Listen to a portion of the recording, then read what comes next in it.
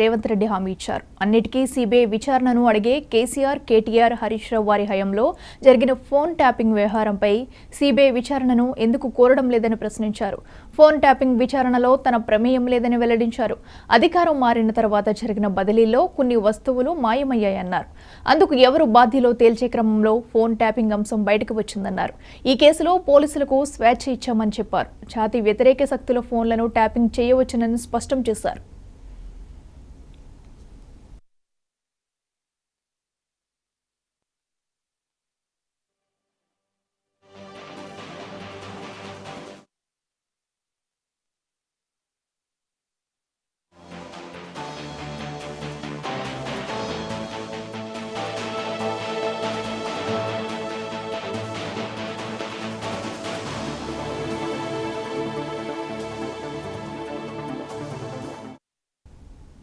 తమ ప్రభుత్వం phone tapping జరపదని ముఖ్యమంత్రి రేవంత్ రెడ్డి హామీ ఇచ్చారు. అన్నిటికీ సీబీఐ విచారణను అడిగే కేసీఆర్, కేటీఆర్, హరీష్ రావు వారి హయాంలో జరిగిన ఫోన్ ట్యాపింగ్ వ్యవహారంపై సీబీఐ విచారణను ఎందుకు కోరడం లేదని ప్రశ్నించారు.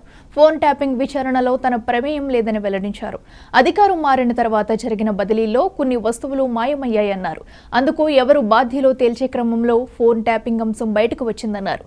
ఈ కేసులో పోలీసులకు స్వేచ్ఛ ఇచ్చామని చెప్పారు. జాతి వ్యతిరేక శక్తుల ఫోన్లను ట్యాపింగ్ చేయవచ్చునని స్పష్టం చేశారు.